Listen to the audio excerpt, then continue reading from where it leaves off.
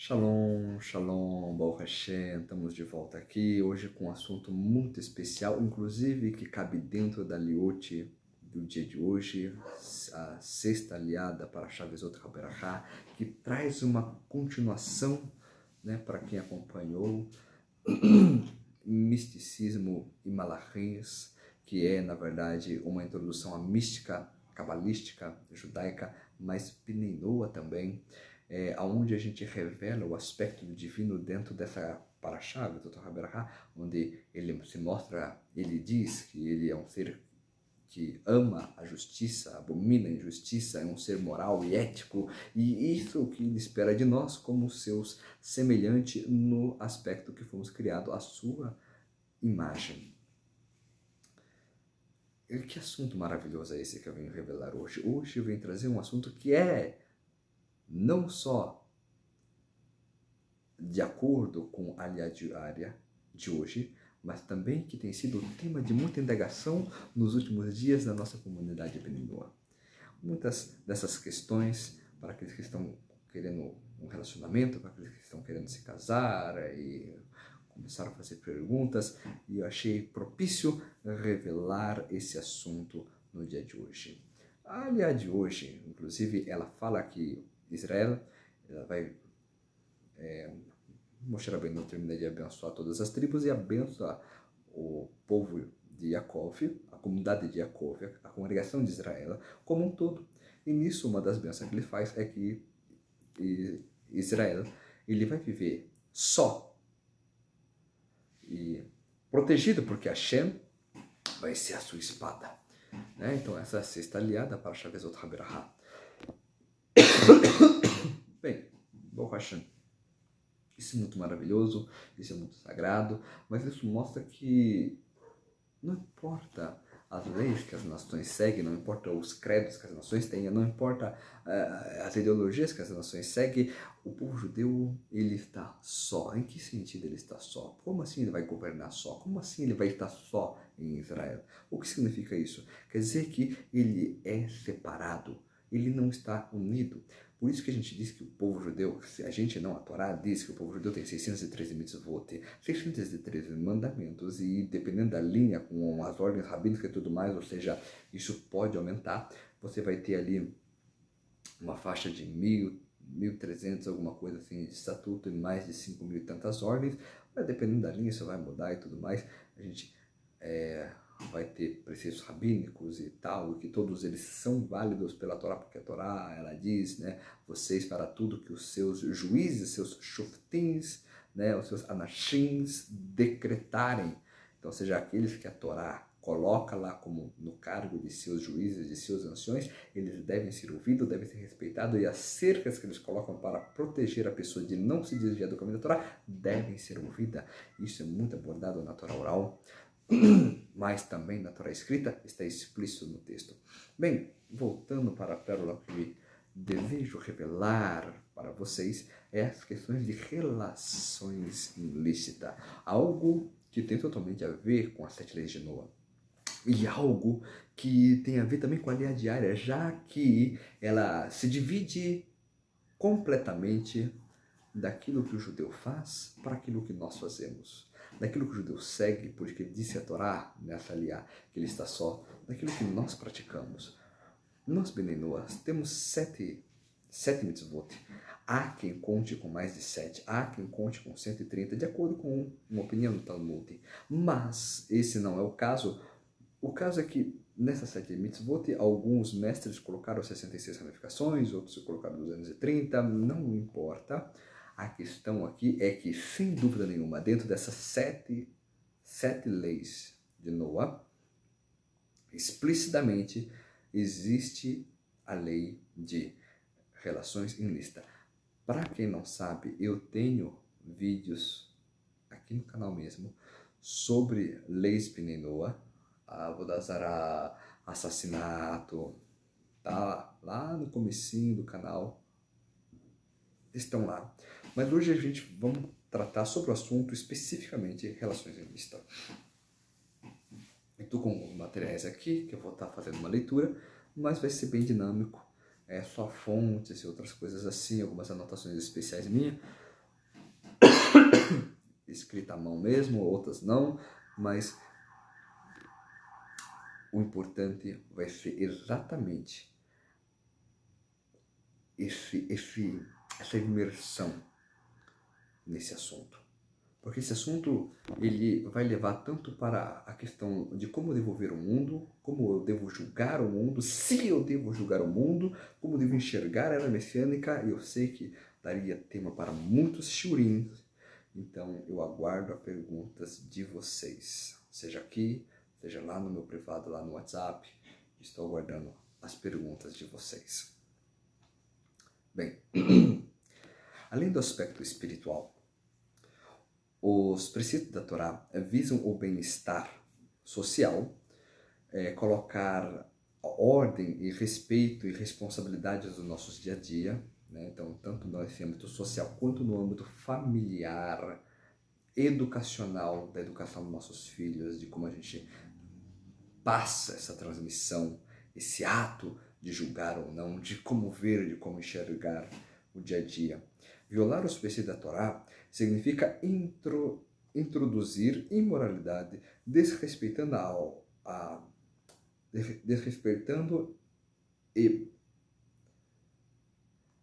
desrespeitando a humanidade e a face do divino no mundo. Um ataque à honra ao ser humano, aproximando ao estilo de vida animal. Nós cremos que o ser humano, ele é divino. E justamente por termos essa fé, acreditamos que todo ser humano, ele precisa se comportar com algo que transcende simplesmente hábitos e impulsos. Ele precisa ter controle.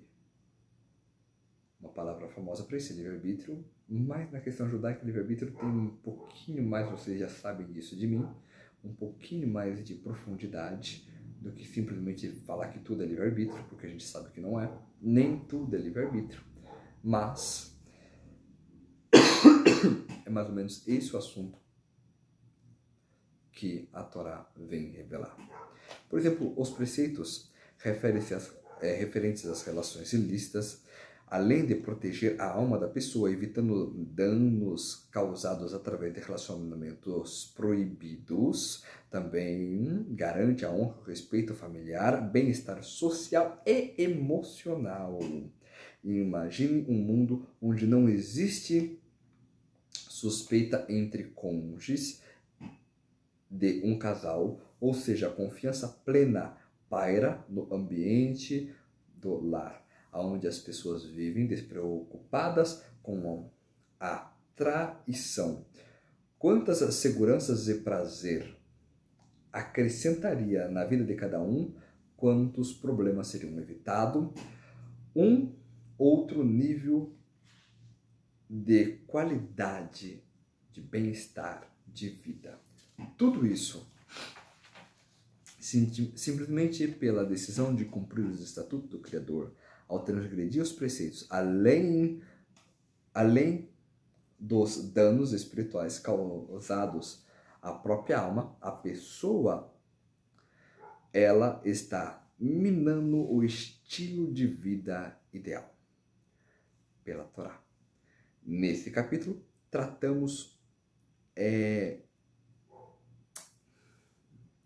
dessa questão de seis proibições que tem a ver com relações ilícitas que ficam explícitas na Torá.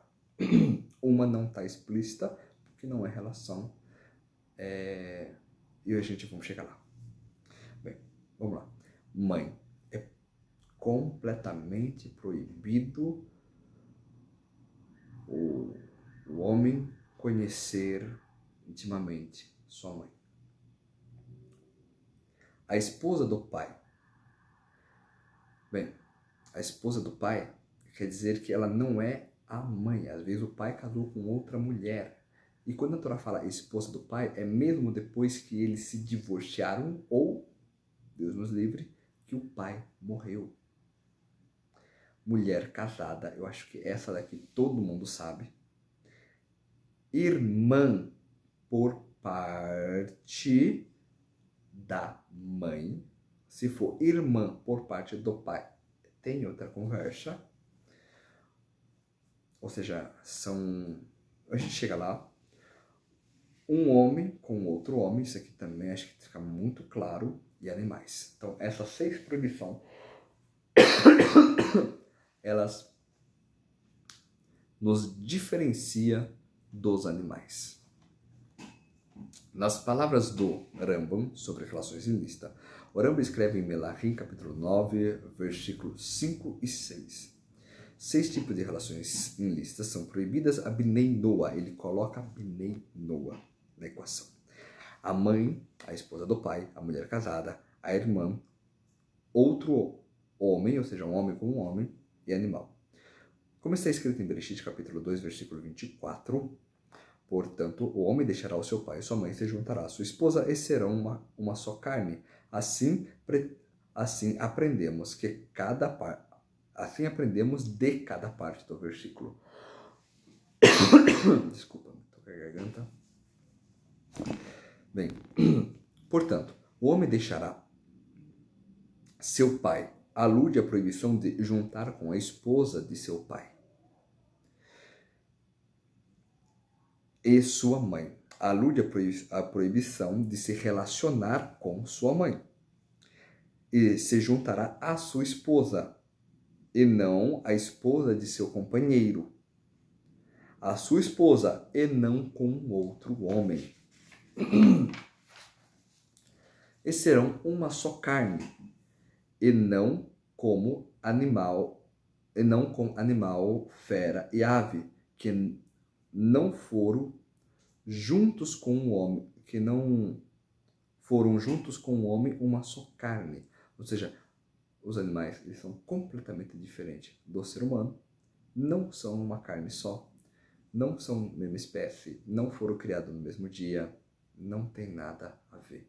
Então, é completamente proibido. As fontes do Rambam também se encontram no Talmud de Sanhedrin 58a. É de lá que ele tira essa Mishnayot, essa lição. Quando a Torá escreve o seu pai, não se refere ao próprio pai. Após já aprendermos a proibição de relacionar-se com outro homem. Portanto, quando a Torá escreve deixará o seu pai, alude à esposa de seu pai. Então, se a Torá ela já tinha dito homem com homem não, então, obviamente, esse trecho está falando sobre a companheira de seu pai. Estando ela com ele, seria proibido por ser ela comprometida. Estando ele já falecido, ela foi a esposa de seu pai, então ela está proibida. Estando ela divorciada, ela foi esposa de seu pai, ela está proibida. Porém, às vezes as perguntas surgem, para que seria necessário ensinar a esposa do pai?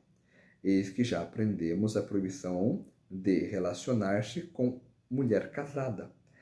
Bem, essa proibição ela vem nos deixar explícito que a esposa do pai, inclusive após a morte dele, quando já não está mais casada, ou quando ele já está em outro casamento e também já está falecido, ou seja, ela foi a esposa dele há 2, 3 casamentos atrás, mesmo assim está proibida. É necessário ensinar também a proibição de relacionar-se com a própria mãe, em um caso que ela deu à luz sem o matrimônio.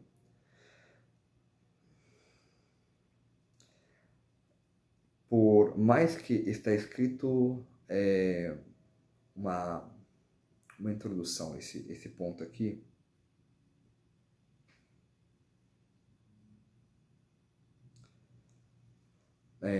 as pessoas falam assim, tá, mas é só a esposa se tiver papel passado e tal. A Torá não enxerga desse jeito. Então não importa simplesmente se tem ali uma frequência em relacionamento e tal, não sei o que lá, é considerado relações e qualquer fruto disso é considerado mãe. Então, nesse caso, mesmo que a mãe não era casada com o cara e tudo mais, ou nem era a mãe, ela simplesmente adotou a criança, ou ela é filho de outra esposa, ou simplesmente, bem, não importa, em todos esses casos vão estar proibidos. Bem, vamos entrar aqui na outra nota que eu quero trazer, que é o seguinte: Deus criou o homem à sua imagem. A imagem de Deus, ele criou macho e fêmea. Deus abençoou-lhe e disse: frutifiquem, multipliquem e preencha a terra e a dominem. Isso a gente vai encontrar lá em Bereshit 1, 27 e 28. E isso é uma das grandes mitzvot que inclusive coloca a regra para o homem procriar, para o homem ter filho. A mulher não tem a obrigação de ter filhos, mas o homem tem a mitzvah de ter filhos, de fazer filhos, tá bom? É claro, seguindo as questões aqui explicadas sobre relações ilícitas, né? Deus diz ao homem, disse o homem, desta vez essa é osso dos meus ossos e carne da minha carne. Essa será chamada mulher, Ishá, pois foi retirada do homem, Ish. Portanto, o homem abandonará seu pai e sua mãe, se apegará à sua esposa e se tornarão uma só carne. A gente já viu esse texto, né? Bereshit 23, 2, 23 e 24. O homem chamou sua mulher Havá, pois, ou seja, quando a gente fala homem, a gente fala Adam, né? Adam é a palavra para humanidade, para homem em hebraico. Pois ela foi chamada a mãe de todos os que têm vida, Rai. Isso é Bereshit 3:20. Aqui a gente entende que o ser humano ele tem essa força interior dentro dele, essa capacidade interior dentro dele de ir além de um hábito, ir além de uma tendência, ir além de uma influência, seja da sociedade, do ambiente, da geração, não vem ao caso. Quando o Santo Bendito seja criou o ser humano, macho e fêmea, foi dito: Deus abençoou e Deus disse a eles: frutifiquem e multipliquem. Bem,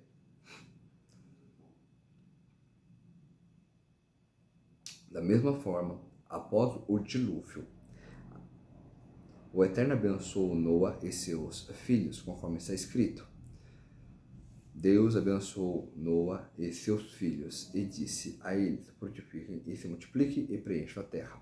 Isso porque a vontade divina é que a humanidade aumente de tamanho para que a civilização avance, como disse o profeta: não o criou o mundo para o nada e ele a formou para ser habitada.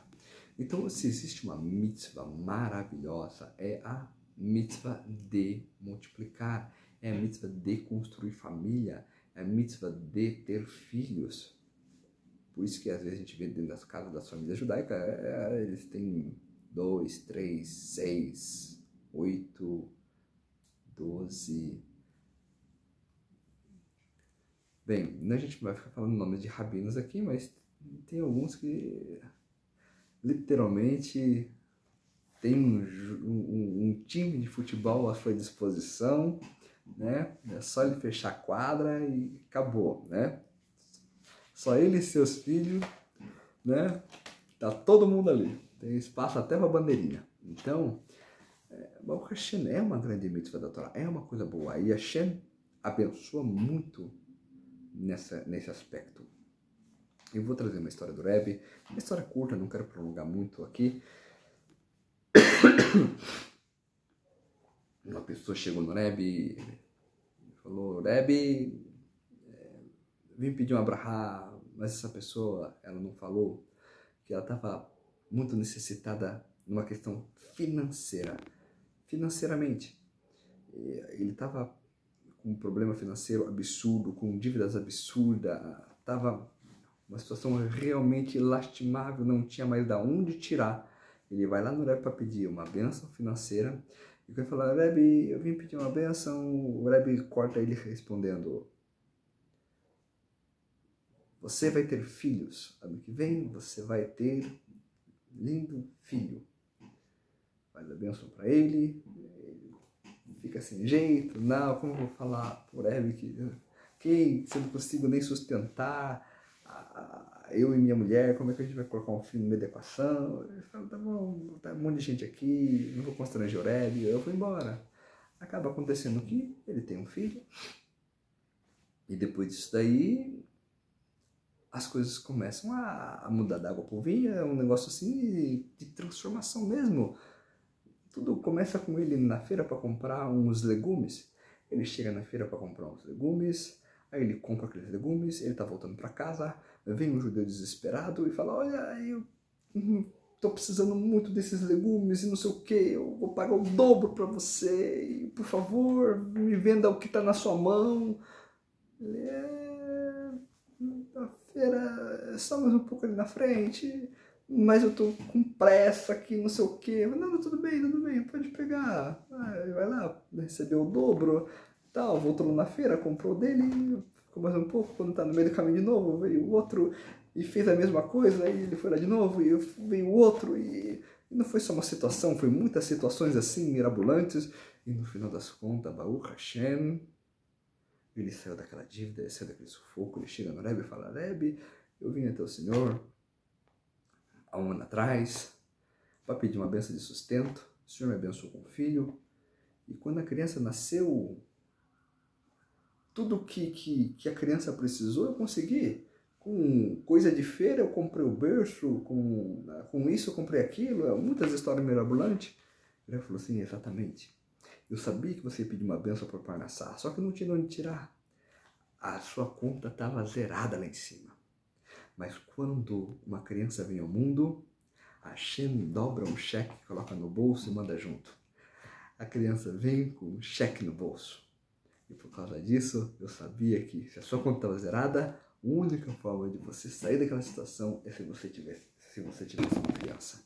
O Rebbe abençoou ele de novo, para ele ter mais uma criança, e o Baruch Hashem. Então veja, essa questão é uma questão que a Hashem se empolga mesmo. Ele se empolga nessa parte de filhos e tal, ele não deixa, né? Parece que as pessoas pensam que é um ditado popular, mas não é, né? Onde come um, come dois.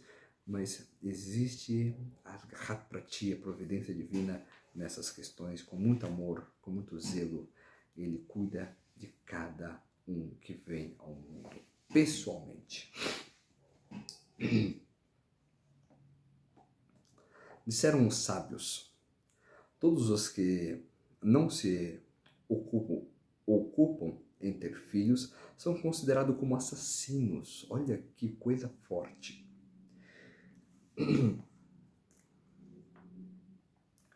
Eu vou trazer a fonte dessa vez para vocês. Fica em Bavli Yevamot 63b. Todos os que não desejam filhos são considerados assassinos. E é como se diminuíssem a imagem de Hakadosh Baruch Hu, a imagem de Deus, do Santo Bendito seja Ele, no mundo. Todo aquele que se encontra sem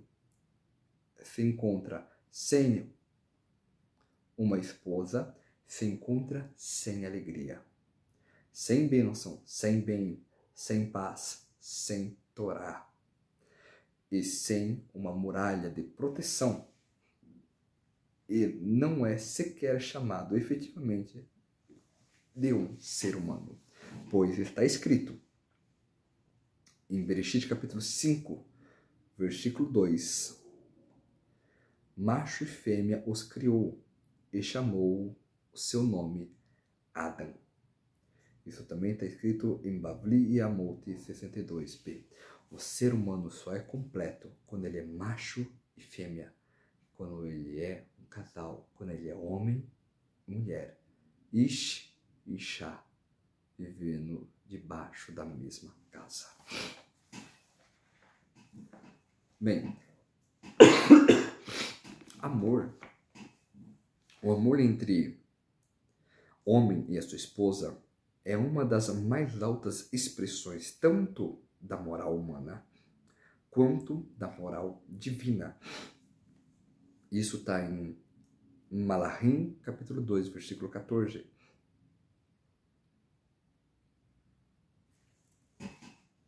O principal cumprimento dos preceitos, amarás ao próximo como a ti mesmo, é efetivado na vida de casado. E a gente pode confirmar isso em Bavli Kiddushin, ou seja, Talmud, né? A Gemara, Tratado de Bavli, Talmud babilônico, perdão, Tratado de Kiddushin, página 41a.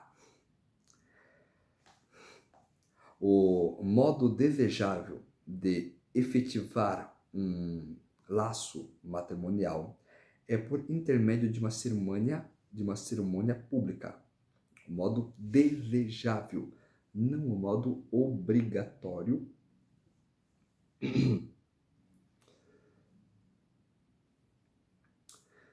Como no casamento judaico, como a consagração da noiva, dando a ela algo, erusim, como um anel, e ficando noivos debaixo de uma rupá do zel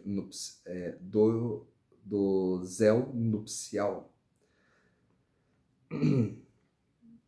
Uma ordem recomendada de rupá e ketubá, contrato nupcial, se encontra no livro das orações, para quem quiser saber mais sobre isso, chamado Livro das Orações Brit Olam. Eu não acho que... Acredito que a gente tem o Rabi Yaakov no start, né? Conversar com ele certinho. Ele já fez casamentos Bnei Noah, não foi uma, não foi duas vezes, entendeu? Não sei preço, não sei valores, tem que conversar com ele mesmo. Não sei se ele ainda está fazendo, mas eu sei que ele já fez muitos. Então, supostamente, né? Não custa nada pedir pro Rabi ali fazer aquela cerimônia bonita, tal. Ele faz, né, o documento, tudo certinho. Então, acredito que vale muito a pena.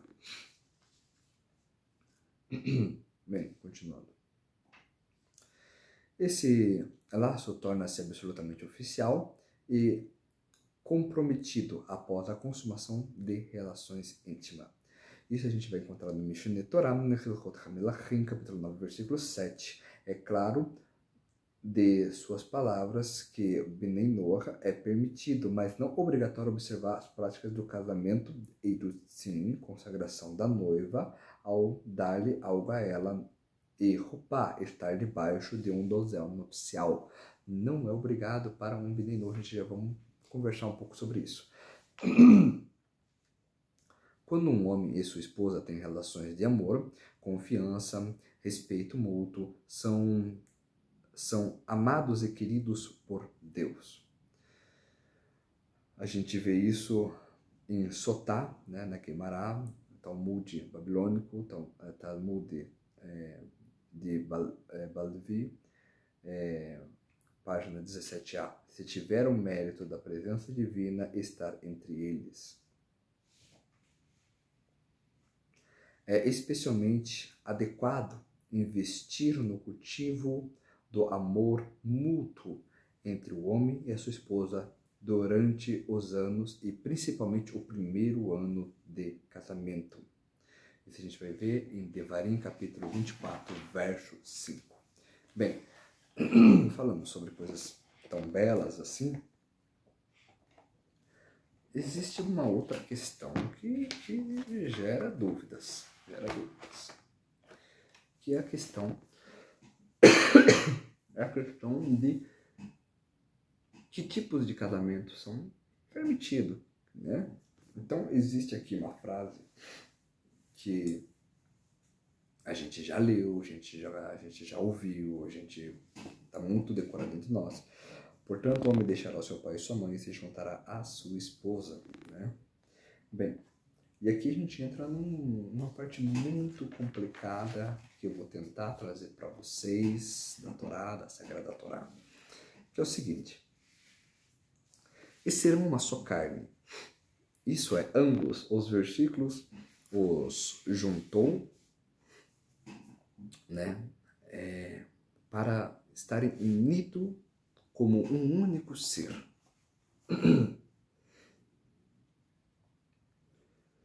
Bem, só que existe alguns tipos de casamentos hoje em dia que eles não são, como é que eu vim dizer assim, tão ortodoxos. E a questão é, e o Bnei Noah? Como é que fica o Bnei Noah nessa história? Então, hoje em dia, existem aqueles casamentos poliamor, existem aqueles casamentos lésbicos, e a gente falou sobre homossexualidade, né? Mas na questão de homem com homem, na questão de mulher com mulher, a coisa fica um pouco diferente. Bem, o Rambam, ele vai explicitamente falar para nós que é completamente proibido. Eu vou ler até o texto do Rambam para vocês, né? Ele diz o seguinte, né?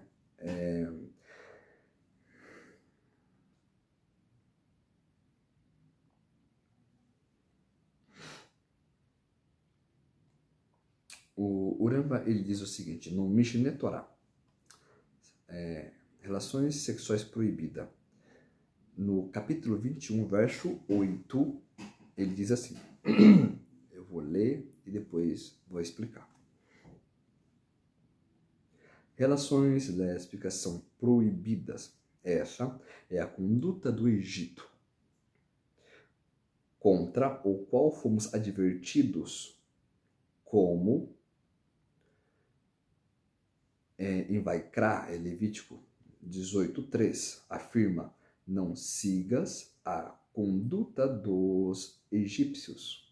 Nossos sábios disseram: o que eles faziam? Um homem se casaria com outro homem, uma mulher se casaria com outra mulher, e uma mulher se casaria com dois homens. Frisando aqui o Rambam nas questões de lésbica, embora essa conduta seja proibida, não são aplicadas chicotadas por ela, pois não é uma proibição específica e não há relação sexual alguma. Aí muita gente fala assim, mas peraí, se elas vivem uma vida de dois, uma vida lésbica, é lógico que tem relação sexual. É que a Torá define relação sexual com o ato da penetração. A gente vai encontrar mais assuntos sobre isso. E então, nesse caso aqui, não tendo penetração, não é relação sexual na Torá, por isso não tem as chibatadas aqui. Portanto, das mulheres não são proibidas de se casar com sacerdócio, como zonote. Nem uma mulher se torna proibida de se relacionar com seu marido por causa disso, pois isso não é considerado prostituição. E no entanto,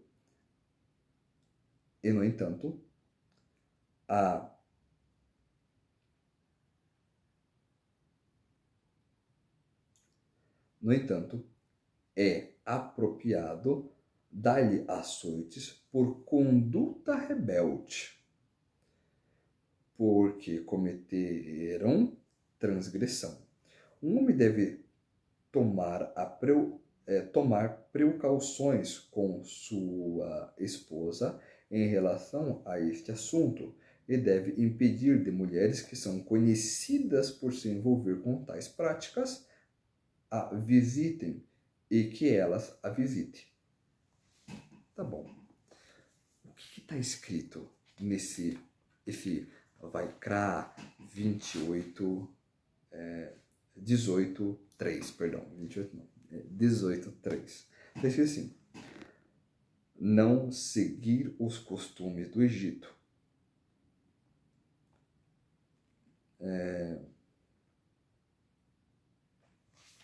Peraí. Tá aqui em cima.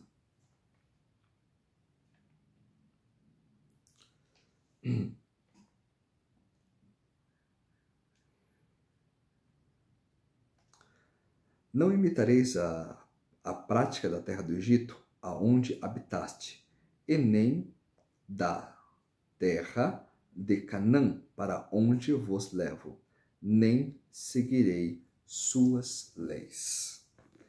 Esse é o texto de Vaikra, da onde o Rambam traz esse assunto, a Perek, né? 18, capítulo 18, verso 3.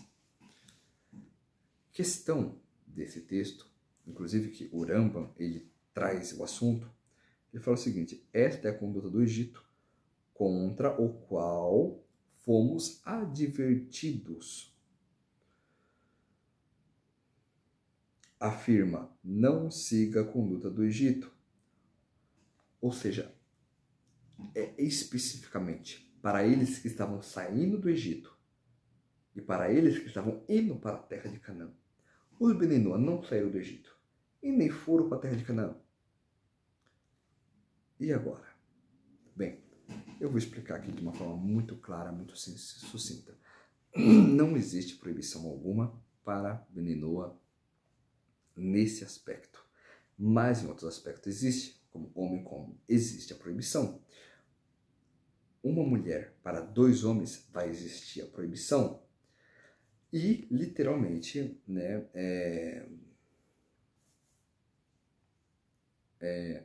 uma mulher que age como homem também vai, que ela seja ativa, ou seja, que ela cause algum tipo de penetração na outra, também vai existir a proibição. Da onde se tira isso? Bem, vai tirar do mesmo texto. 2 num só corpo, homem e mulher. Então o texto diz, e serão como uma só carne. Então, por exemplo, se um Bnei Noach, ele hoje em dia não é comum, mas se ele tem mais de uma esposa, todas as esposas dele são carne dele. Mas se ela tem mais de um marido, como que 2 homens seria carne dele, quando o texto diz claramente que tem que ser ish, isha, e não isha, ish, ish. Entende? Que o próprio texto ele vai negar que exista 2 homens dentro de um relacionamento com uma mulher.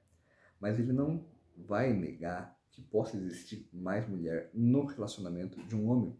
Porque o próprio Adam, quando ele vai falar essa frase, ele fala, esta é carne da minha carne e ossos dos meus ossos. Se esta é, outra já foi também. A diferença é que essa é carne da minha carne. A outra, ela foi feita do mesmo barro e da mesma terra que eu. Tem um nome para ela lá no Sefer de Yeshayahu, ali, traço T. Não vou entrar nesse assunto agora, é muita história, por isso que eu falei, daria muitos shiurim, poderia mastigar bastante esse assunto. Mas, em resumo, o homem, ele poderia ter, nesse sentido, mais de uma esposa. E essa esposa, ela poderia, nesse sentido, não ter problema de ela ter algum contato com a outra carne dela mesma, porque são tudo um corpo só, como também, se não existir penetração, não teria proibição nenhuma de elas viverem juntas. Então, para certos casamentos de poliamor, eles seriam aceitáveis para Bnei Noach, dentro dessas restrições específicas. Continuando, o Rambam segue explicando que a proibição de se relacionar intimamente com a mãe inclui quando o filho nasceu de um abuso ou de uma sedução, pois de toda forma ela é a sua mãe. A proibição de relacionar-se com a esposa do seu pai rege inclusive após a morte do pai. A proibição de relacionar-se com outro homem recai sobre homens de todas as idades, tanto adulto quanto crianças. É homem, não pode, não existe. O mesmo em relações de animais. tanto para grandes quanto para pequenos, de todas as formas, são proibidos. Somente quando a mulher está casada, é proibida para o outro homem. Se ela não está casada, se ela não tem um vínculo matrimonial, ou se não tem um acordo verbal de ela estar vinculada a outro homem, ela não é proibida para outro homem. Um relacionamento onde não há intenção de casamento não proíbe a mulher para outro homem, pois não é uma mulher casada. Então, se a mulher ela vive um relacionamento aberto, Deus nos livre, não é essa a intenção da Torá. Deus nos livre mesmo. Mas se está num relacionamento aberto, ou seja, se não tem a intenção de um compromisso, ou seja, foi um negócio assim que aconteceu. Ela não está proibida para o outro homem porque ela se relacionou com alguém. Mas no momento que existe a intenção, a verbalização de um compromisso, isso não precisa ser num contrato, só verbal já é o suficiente. Agora ela está proibida para todos os homens, assim como aquele homem está proibido para qualquer outra mulher que não passe pelo consentimento dela. Porque agora eles são santo um para o outro, ou seja, o que é a palavra kadosh? Separado. Estão separados um para o outro.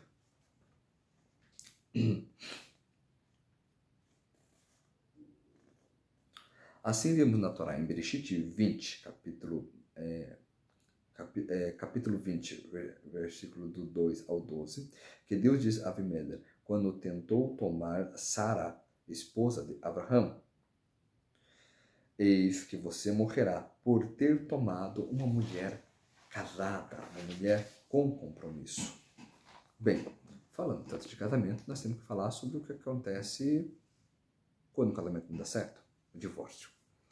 No momento em que o homem ou uma mulher retira o cônjuge de seu domínio com a intenção decisiva da separação automática, é considerado divórcio e a mulher fica permitida para outro homem. Então, no momento que, mesmo que somente verbalmente, foi dito: não estou mais com você, não sei o que lá, estamos separados, a partir de hoje cada um para um canto, a partir daquele momento ela já está permitida para outro homem. Então, muito cuidado com as briguinhas. Se de repente ela querer fugir e falar: não, mas você disse que a gente não estava mais junto, ela não vai ter feito algo errado e você vai ficar com uma dor na consciência com isso depois. Isso serve tanto para o homem quanto para a mulher, e vice-versa, né?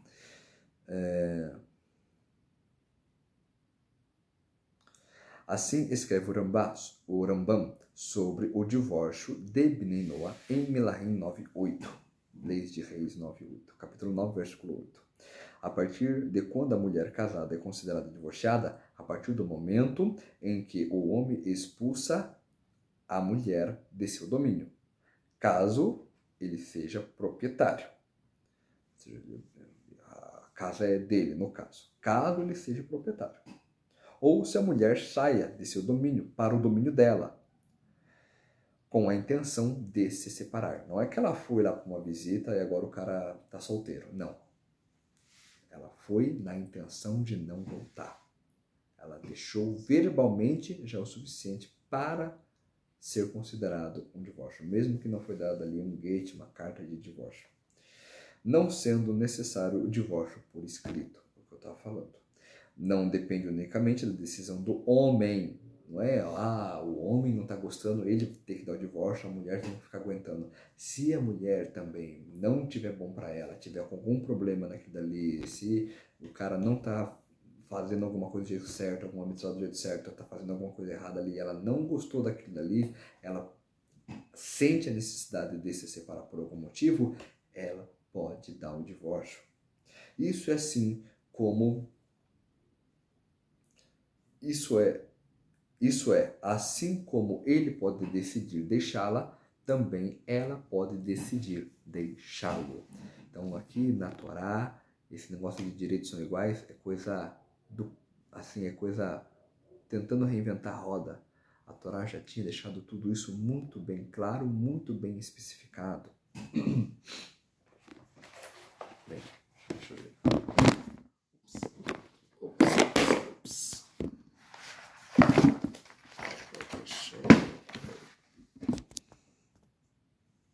Continuando aqui, deu uma leve queda aqui, boca cheia. Vamos lá, continuando. Deus nos livre. A relação entre o casal não deu certo. É possível rompê-la com a decisão do homem ou da mulher de se separar. É correto fazer a separação oficial dos dois perante representantes da comunidade, os líderes da comunidade, assim como o casamento. A decisão de se separar será então anotada num documento conjunto e o marido dirá diante de testemunhas: você está divorciada de mim e está permitida para qualquer homem. Ou que a mulher diga: estou saindo de sua autoridade, e ficará permitido para qualquer homem. Isso a gente vê, de acordo com o Mishneh Torah também, em Hilchot Melachim, capítulo 9, verso 8, citar, ou seja, não é uma obrigação beninoa fazer dessa forma, mas se ele fizer, lembrando que é uma mitzvah, é um mandamento, é um preceito, e ele ganha mérito por isso. Então, tanto para casar existe mérito, quanto para separar, se ele puder fazer dessa forma, ele vai receber mérito por isso. Bem, relacionamento antes do casamento. Devemos entender que o relacionamento propício é casar-se e construir família. Esta é a vontade de HaKadosh Baruch Hu. A Torá ensina sobre o recato e a construção de uma família e guardar-se para o cônjuge. Por exemplo, se uma pessoa não se preocupa em guardar-se, o que lhe acontece? Em geral, não haverá um relacionamento com compromisso, mas ainda em relação a uma mulher. Se não há um compromisso, o tempo pode seguir fluindo e nada sério acontecendo. Existem várias histórias, de pessoas que ficaram 18, 30 anos, só namoro, 10 anos, namoro, e depois terminaram o namoro. E eu faço uma pergunta, e aí? Foi uma perca de tempo, concorda? Foi uma perca de tempo, não construiu nada, não construiu uma família, não construiu um lar. O que você fez? O que você vai ganhar com isso? Aonde você vai chegar com isso? Faz sentido para você isso? Para mim não faz sentido. Para mim, se eu for conhecer uma pessoa ontem, pronto, já estou casando com ela amanhã. Acabou. Porque daí eu já fecho os olhos para o mundo inteiro e falo: olha, você é a única pessoa da minha vida. Acabou. Essa é a minha opinião. Esse negócio de namoro 5, 10, 15 anos não faz para mim o menor sentido. Daqui 5, 10, 15 anos, eu não faço ideia quem vai ser esse cara lá na frente. E se for para viver uma vida exclusivamente material, por benefícios materiais, seja, eu vou conseguir primeiro uma casa, depois o meu sítio, depois o meu carro, depois o outro carro, depois, e nunca vou pensar em construir uma família, então talvez exista um defeito muito grande em mim, pelo menos na minha concepção psicológica, de dizer que talvez não é isso que eu quero. Então, se você não quer isso para sua vida, não enrole quem quer. Não atrase a vida de quem realmente está querendo entrar num relacionamento de verdade para construir família, para cumprir mitzvot, para rezarem junto, para cantarem junto, para ir na comunidade, no Shabbat, na sinagoga junto. Não venha atrapalhar os outros. Se você não quer isso para sua vida, simplesmente fica na sua. Ninguém vai falar mal de você por causa disso. Não quer, não quer. Agora, não force uma expectativa no outro na qual você vai tirar dele depois. Isso também é um roubo da mente e cai como lei de roubo. Enganar uma outra pessoa é roubar a outra pessoa. Então não existe só o roubo da ideia, não existe só o roubo, como fala quando existe uma variedade de questões que são consideradas roubo da Torá.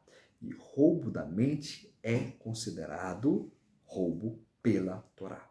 Se você fica fazendo júrias de amor, 10, 15 anos com uma pessoa e não quer nada com ela, você está roubando o tempo daquela pessoa, que ela poderia estar com outra pessoa que faria de verdade tudo o que você só prometeu. Seja homem, seja mulher. Se você não está pronto para um relacionamento, não se meta com. Não roube o tempo, não roube a esperança, não roube a expectativa, não roube o sonho de alguém. Não transforme aquela pessoa num ser amargo que amanhã vai duvidar do amor simplesmente porque teve uma pessoa de coração duro bastante que não queria se envolver com isso. Por traumas, por medo, por seja lá qual for o motivo, não importa. Não machuque ninguém. Não tire o sangue do coração de ninguém quando você não gostaria que tivessem causado uma perca tão grande quanto essa em qualquer outra coisa que você valoriza. Porém, no aspecto mais profundo, o casamento gera uma proteção ainda maior para o homem. Como o casamento protege ao homem. Muito simples, protege para que não seja a vida inteira irresponsável, sem compromisso com a mulher, filhos, somente pensando nos desejos até o final de sua vida. O casamento dá esse ar, não de maturidade, mas de responsabilidade. É muito maior do que maturidade. Uma pessoa pode ser madura e ser irresponsável. Porque acredite, tem um ditado que fala isso, e eu concordo com ele, de boas intenções, o inferno está cheio. Eu concordo com isso. Boas intenções, uau, fez muita guerra. Boas intenções, fez muita morte. Então não adianta ter maturidade, ter boas intenções, ter boas ideias, ter bons planos. Tem que ter responsabilidade de dobrar a manga do pulso e começar uma jornada hoje, aqui, agora.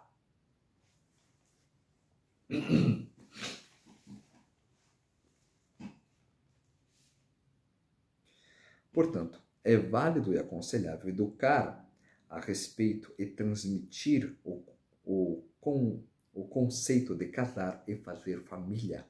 Não vou entrar aqui nessa questão porque é uma questão de assassinato também e uma questão ali, eu não vou entrar aqui agora, mas existe a questão do sêmen em vão, né? As 7 principais gotas que criam 7 principais filhos demoníacos, que cria todo um problema espiritual, e cada uma daquelas sementes lá dentro vão criar uma legião junto com eles, que cada uma daquelas 7 principais gotas vai ser encabeçado para perseguir, roubar a sua luz espiritual, roubar o seu brilho espiritual, roubar pedaços da sua alma e devorar partes de você quando você estiver saindo do corpo. Ou seja, existe tudo. Não vou entrar aqui agora, uma outra hora eu vou falar só sobre esse assunto, sobre o problema do sêmen em vão. Então, sim, o homem não deve de maneira nenhuma desperdiçar sêmen. Isso é para Beninoa, porque nós aprendemos isso na história lá de Judá e Tamar. Primeiro filho que Judá dá para Tamar, o que acontece? Ele fala, ela é uma mulher muito bonita, não quero que ela engravide para não ficar feia, eu vou jogar no chão. Deus vai lá e matar ele. Ou seja, é realmente proibido jogar sêmen no chão para Beninoa, não é uma coisa dos judeus. A segunda vez, Judá dá essa Tamar para o outro filho, que não era mais o mais velho, era o outro, e esse filho, ele fala o seguinte, meu irmão era um rachá, não quero trazer a alma dele, porque se eu tiver relação com ela, eu vou suscitar o espírito dele de volta, vou ter que dar o nome dele para essa criança que vai nascer. Então antes era meu irmão, agora vai ser meu filho, que vai ter reencarnado como meu filho agora. Não quero trazer esse rachá ao mundo, Deus vai lá e mata ele. Aí, encurtando, porque eu vou abordar isso num vídeo especial só sobre esses assuntos, sêmen em vão, Gilgul, eu vou trazer um vídeo só sobre isso, tá bom? Hoje eu tô aqui passando por cima dos livros, por cima das fontes, por cima das notas, mas eu vou abordar um vídeo só sobre isso aí, põe a fonte do lado, porque muita coisa vai ficar trazendo fonte, não dá para misturar os dois, senão vira muita leitura. Então, Deus vai lá e mata ele, porque não é assim que nós temos que praticar. É amor mesmo. Então, o parente mais próximo casa com o falecido, e o parente mais próximo casa com a viúva do falecido, e dessa forma traz o espírito daquele que faleceu, porque ele não tem direito ao Lan-Rabá se ele foi embora e não deixou filhos. Então essa mitzvah só acontece quando ele não deixou filhos. Quando ele deixou filhos, então agora ele tem direito ao Lan-Rabá, porque ele deixou, ele produziu, ele deu fruto nesse mundo, ele deixou semente nesse mundo. Então, sendo assim, não precisa fazer essa mitzvah. Mas no momento que ele vai desse mundo e não cumpre um dos primeiros mandamentos que Hashem deu, que um dos primeiros mandamentos, que o primeiro mandamento é trabalhar, né? Deus colocou Adão no jardim para guardar e trabalhar e lavrar o jardim. Então, o primeiro mandamento é esse. Sequência disso daí é ter filho, reproduzir, né? Então, um dos primeiros mandamentos a ser dado para o homem foi literalmente que o homem reproduzisse, criasse filhos. Então ele é impelido de entrar no Lan-Rabá se ele não cumpre essas mitzvot. Por isso que o irmão mais próximo, por exemplo, casa com a esposa do falecido para trazer ele de volta e dar a oportunidade dele ter filhos nesse mundo. Como a alma sempre volta dentro da família, é mais do que apropriado, por amor àquele que se foi, resgatar ele o mais rápido possível por um membro mais próximo da família. Através desse ato, Hashem traz o espírito dele de volta. Não fazer isso é uma questão que pode levar também à morte da pessoa. Bem, por um outro lado, Yehudá não dá para o último dos seus filhos. E acontece que ele fica viúvo também, a esposa dele também morre, acontece toda a história de Yehudá e Tamar, que eu vou abordar também no outro vídeo, mas vou pincelar hoje um pouquinho aqui, tá bom?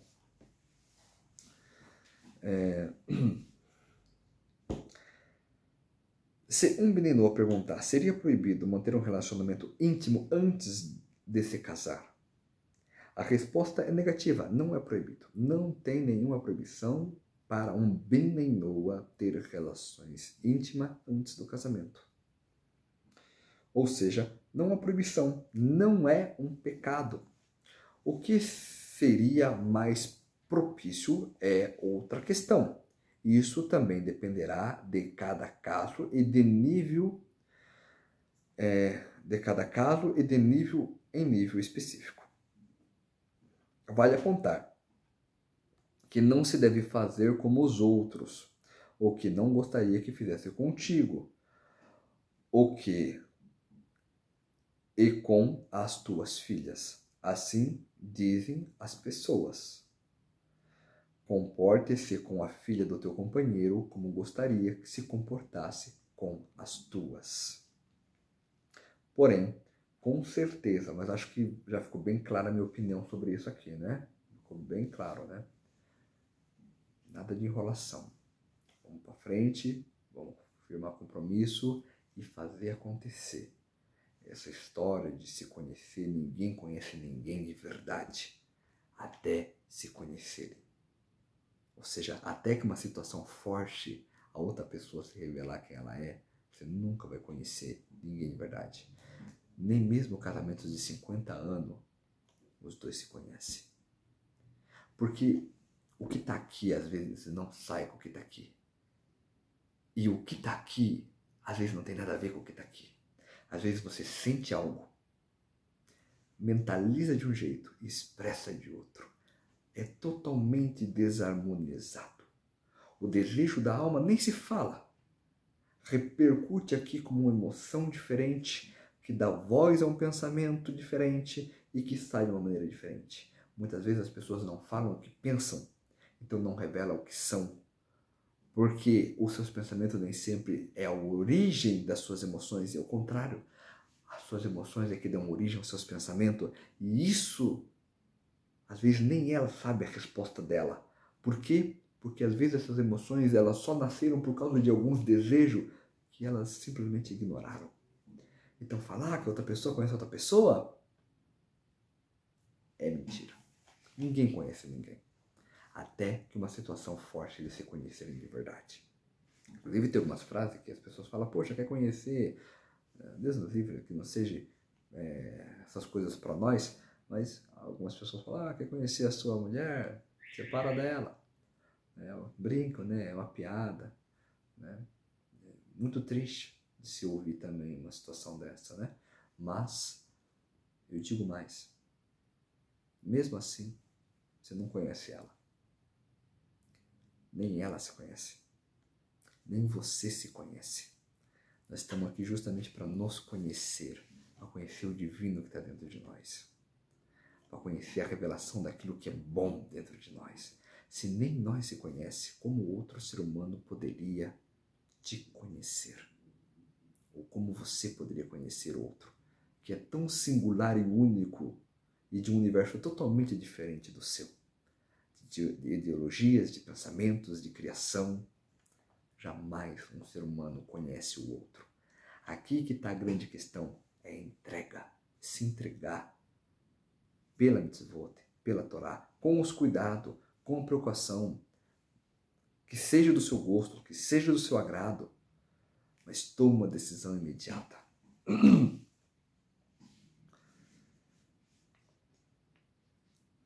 Porém, com certeza, existem diferentes situações e pessoas. Contudo, não esquecer o quanto é querido o recato para Hashem. Aqui eu quero deixar claro, bem, da onde que saiu a ideia que um Bnei Noah não é proibido de ter relações sexuais antes do casamento?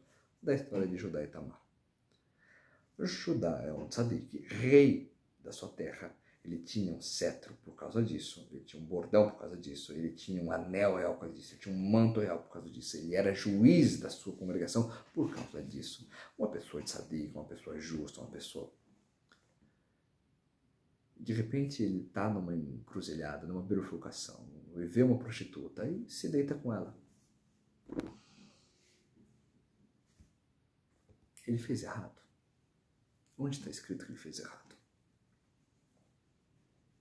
Ele não fez errado. Ele era um homem livre. Ele fez certo. Ele não jogou sêmen no chão. Ele engravidou ela. Mas é uma coisa que nós deveríamos buscar, que deveríamos nos espelhar. É assim que nós deveríamos viver? Não. Não, não é assim. Não é o aconselhável. Mas, se acontecer, não foi um pecado. Mas acredite, não é um nível espiritual alto, existem consequências espirituais gravíssimas. Entrar num lugar desse, se eu não posso pisar na calçada de uma igreja para não atrair os demônios que estão ali, e não são um nem dois, pega o Talmud, dá uma olhada na Torá oral e você vai ver, existe extrema coisa negativa, pega o Zohar, extremas coisas negativas que ficam guardadas em lugares de idolatria. Agora, que lugar se faz mais idolatria do que o lugar onde não se tem recato?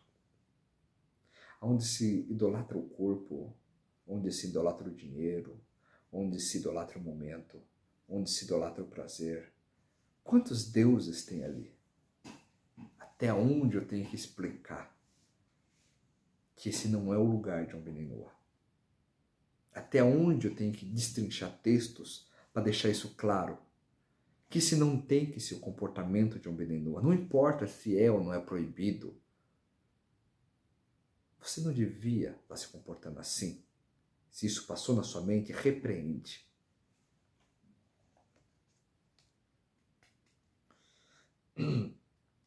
Devemos frisar também que o tema da fidelidade em um relacionamento de confiança, inclusive antes do casamento, por exemplo, do tipo noivado, ou algo parecido, onde um coloca confiança no outro, não fazer com o próximo o que você não gostaria que ele fizesse contigo.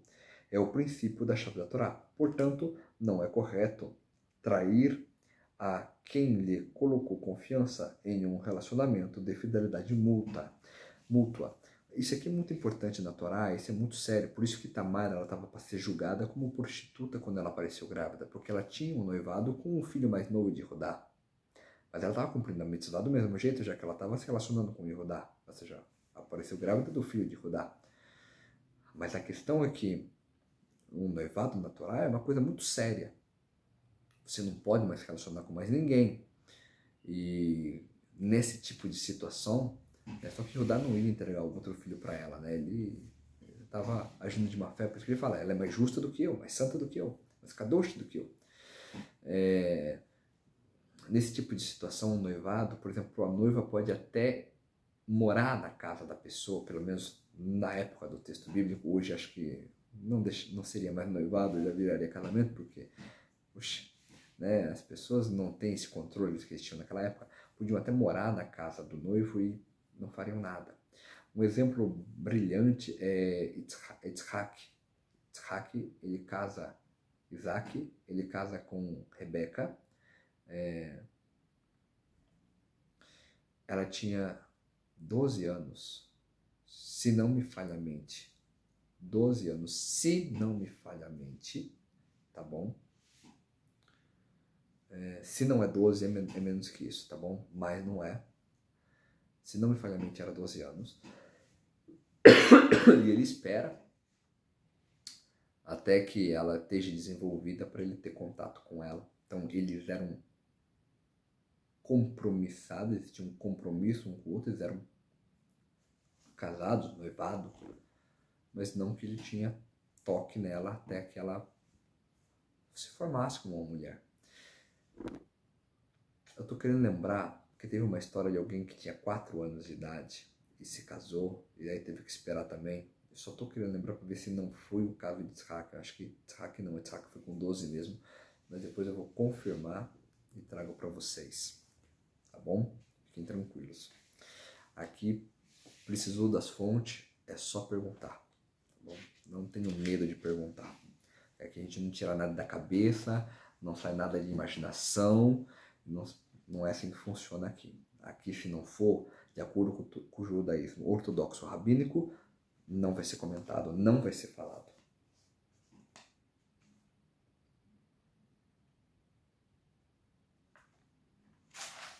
Bem, revendo alguns conceitos, Vaikra 18, 22 e 23, um homem não se deita, não se deite como se deita com uma mulher. Isso é abominação. A Torá chama a proibição de toevá, abominação. Nós também podemos verificar em Vaikra 20, verso 13. Bem, vamos lá. Vamos entender mais essa questão para voltar para a questão das lésbicas também. A proibição da relação ilícita em relacionamento com outro homem recai sobre ambos, o ativo e o passivo. Assim está escrito em Vaikra 20, 13. Ambos fizeram abominação. Por quê? Porque tem penetração, ambos fizeram abominação. Portanto, vemos o pecado de toevá, abominação, recai sobre ambos. Então, aqui na questão das lésbicas, desde que não tenha a penetração, ou seja, desde que nenhuma delas esteja se passando de homem, e aí existe muitas questões, porque Adam Arishon, quando ele recebeu o corpo físico, a gente vai ver lá em Iov, né? Tu me teceste em ossos e me trançasse, tecesse em órgãos e trançasse em ossos. A gente vê lá em Iov, né? Livro de Jó. A gente vê que quando Adão recebeu o corpo de carne, o corpo humano, está escrito que Deus lhe entregou roupas de couro. Couro é muito parecido com luz, que é or. Né? Rabi Meir ensinava que, inclusive na Torá dele, ele ensinava que or estava escrito com Aleph em vez de com Ai. Aleph, a palavra or é luz. Com Ai, o mesmo som, a mesma fonética, mas a palavra é couro. E dessa forma, significa que Adão era vestido de uma roupa de luz, da Shekhinah, da presença do divino, antes de comer o fruto. Após comer o fruto, ele ficou despido, ele ficou nu, ele se sentiu... Então Hashem, para cobrir, entregou para eles roupas de couro, chamado também de a pele do Nahash, a pele da serpente, que é o corpo humano, o corpo físico. Tem muito midrash por trás disso. Eu vou resumir porque o horário ali do vídeo eu vi que já correu muito. Mas, só para resumir, a gente traz isso em outro momento com mais explicações profundas, místicas, com fontes sobre isso também. Ou seja, o corpo humano, ele é considerado essas roupas de couro. Em um lugar da Torá está escrito que o homem não vestirá trajes femininos, né? E a mulher não usará trajes masculinos. Os sábios explicam que isso também serve para o comportamento. O homem não tem que agir de forma feminina e a mulher não tem que agir de forma masculina. Então, quando a mulher ela compra esses traços do corpo, da roupa de couro, do or que foi entregado por Hashem, da nossa roupa de couro, para utilizar, seja de alguma forma, né? Eu não imagino que as milhares de formas que deve existir para ela fazer penetração com uma outra seria completamente proibido. Desde que não tenha penetração, está normal. Normal. Vamos terminar nessa palavra que acho que resume bastante e todo mundo já entendeu. Proibição de relacionar-se com animal. A gente vê em Vaikra, capítulo 18, verso 23, e com qualquer animal não se deite para se impurificar com ele. E uma mulher não se pare diante de um animal para se relacionar com ele. Isso é uma mistura proibida de perversão. Bem,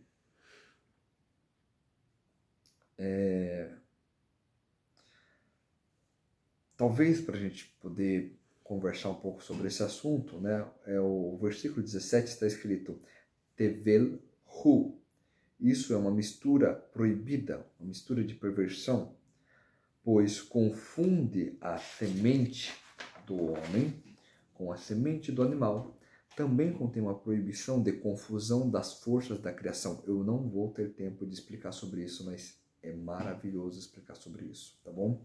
Essas confusões, a Torá chama isso de magia, quando você cria essas misturas, quando você, sabe, por mais que o Benenô ele tenha a permissão, por exemplo, de usufruir de uma planta que foi enxertada em outra, ele não deve fazer, ele não deve criar essas confusões. Alguns dizem que ele pode até fazer por ele ser Benenô, mas não pode tentar fazer isso em animais, né? Tipo a égua com o burro, sair um jumento, seria proibido nesse sentido, mas deixa para um momento propício para revelar sobre isso. Vamos ver o interesse de vocês também, vamos ver o interesse de vocês. Se tiver interesse, né, vocês entrem em contato comigo, eu faço o vídeo.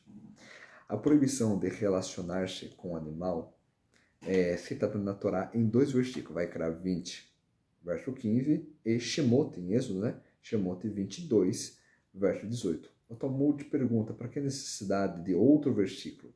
E ele mesmo responde, para ensinar que se aplica a pena também para aquele que se relacionar com o animal de forma passiva. Ou seja, ele não fez nada. O animal foi lá e fez. Da mesma forma, está proibido. E é uma perversão e será cobrado por isso. Bem, uma curiosidade que a gente pode falar sobre a época do Mabor, do dilúvio. O Talmud cita que casos de relacionamento de homem com ele mesmo, caso ele consiga transgride 2 proibições da Torá, de relacionar-se com um homem de forma ativa e de forma passiva. Em Bereshit, capítulo 6, verso 1 ao 12, capítulo 2, do verso 1 ao 12, diz assim, bem, e foi quando o homem começou a se multiplicar sobre a face da terra, e nasceram para ele filhas, e viram os filhos dos príncipes, os Nephilim, os anjos caídos, as filhas dos homens que eram bonitas, e tomaram para eles mulheres de todas que escolhiam. Dando sequência ao texto, o Eterno viu que o mal do homem na terra era grande, e que o impulso de seus pensamentos e seu coração era somente mal todo dia. E Noa encontrou graça aos olhos do Eterno, e Noa teve 3 filhos, e a terra se perverteu diante de Deus, e se encheu de roubo, E Deus viu que a terra estava pervertida, pois toda a carne perverteu seu caminho sobre a terra. O Midrash Rabbah, no capítulo 26, verso 5, explica, através de uma análise, que os príncipes, os anjos caídos, viram as filhas dos homens que eram bonitas, isso é, no dia de seu casamento, no dia de seu noivado, que se preparava para casar. Eles, os príncipes, né, os anjos caídos, vinham e a violentavam. Eles violentavam tanto a mulher virgem quanto a casada. Ou seja, tanto aquela que estava indo para um ato de noivado, quanto aquela que estava indo para o ato de casamento, ou seja, já era noiva, já era compromissada.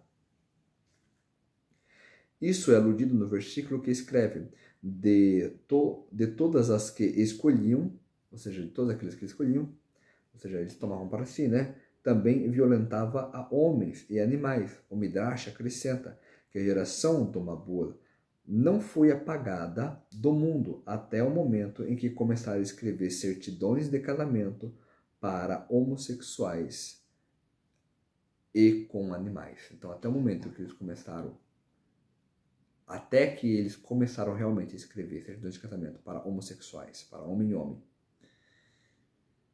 e para animais, homem e animal, eles não tinham sido completamente destruídos. Quando chegou nesse nível, Hashem foi lá e os destruiu. Terminando aqui com... Eu quero trazer só a questão de conduta apropriada. O homem deve evitar ficar sozinho com a mulher de outra pessoa em um lugar fechado. Jamais um homem deve ficar num lugar, seja fechado, seja um carro, seja sei lá onde, com uma outra mulher que não seja a sua esposa. Quando não é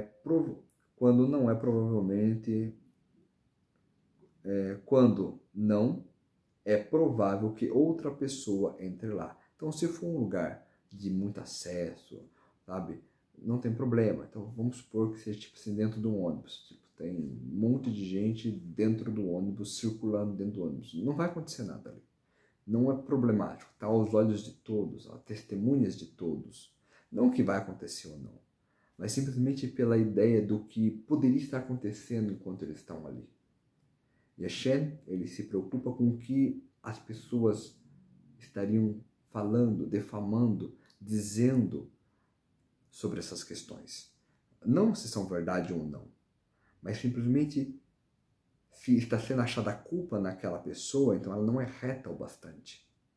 E se ela não é reta o bastante, aos olhos do povo, muito menos da justiça do Eterno.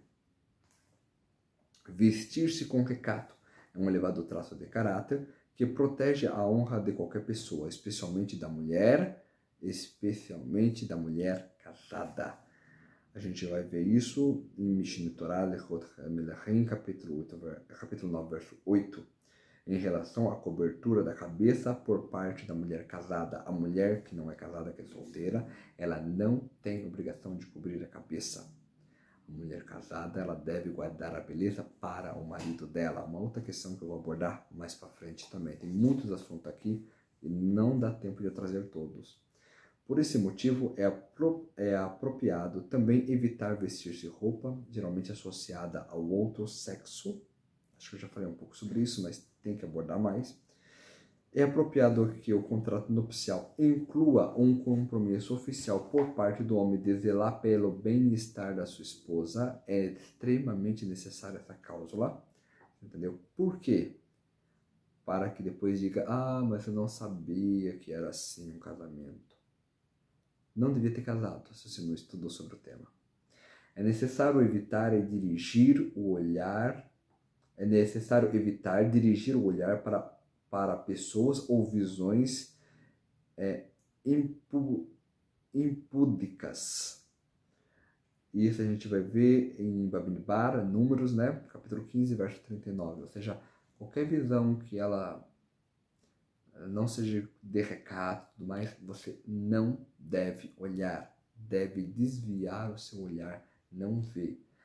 Mas do nada, quando abro o Instagram, aparece, olha, Se for necessário, apaga isso daí. É uma ferramenta de trabalho sua? Você usa isso para trabalhar? Ou é só para ficar lá fuçando para cima?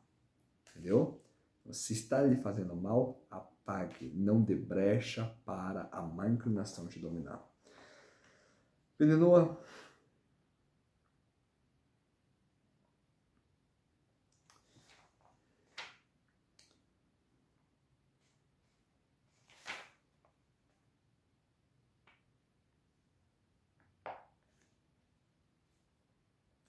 Venenoa, são louvados pelos sábios de Israel. Todas as nações que evitam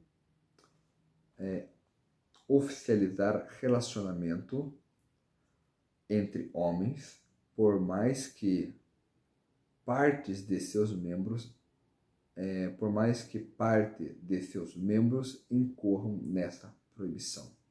Ou seja, o que isso quer dizer? Ou seja, os sábios de Israel louvam as nações que têm Beninu, por mais que seja uma nação, então todos eles deveriam fazer isso, mas por mais que uma simples comunidade faça isso, elas são louvadas pelos sábios de Israel, porque é algo que está revelando a era de Mashiach, porque a era de Mashiach ela é precedida pelo movimento dos Beninoa que correm para construir o Beit HaMikdash. Na época de Davi, o rei Hiram, que era das nações, ele esqueci o nome da nação dele, Finêncio, ele corre pelo mundo, contratado pelo rei Davi, atrás de madeira, atrás de ouro, para o Beit HaMikdash. O Erevrav, ou seja, os egípcios, também na época da construção do Mishkan, também participaram de alguma forma. Mais do que isso, as nações que estavam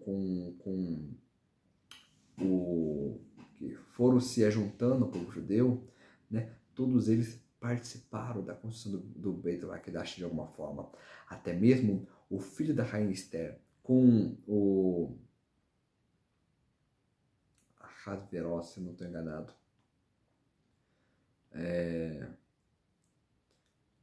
foi o rei da história da rainha Esther, lá que ela casou o filho dela com ele. É uma história mística que teria que ser abordado com detalhe, não é que ela teve um filho com ele, mas sim o filho dela com ele, tá bom? Uma hora a gente traz esse assunto também.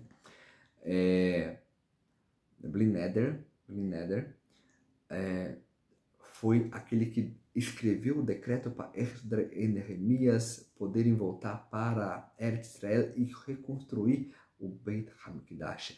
Em todos os momentos da história, Mashiach é precedido pela união das nações, pela união dos Bnei Noah em participar da construção do Beit HaMikdash. É a pureza do estudo da Torá, é a grandeza de elevar o nome de Kadosh Baruch Hu em todas as línguas, em todos os cantos do mundo. É isso que traz o Beit HaMikdash, a era de Mashiach, que revela Mashiach. E é isso que eu vou terminar aqui com isso, falando sobre isso. Mesmo que todos nós, aqui no nosso país, não seguimos essas leis, por existir pessoas como eu e você que seguem, nós somos abençoados por Kadosh Baruch Hu e somos louvados pelos sábios de Israel, pela comunidade de Yaakov. E isso não tem preço, porque isso garante para nós a nossa porção no Olam Rabá. Shalom, shalom e até a próxima.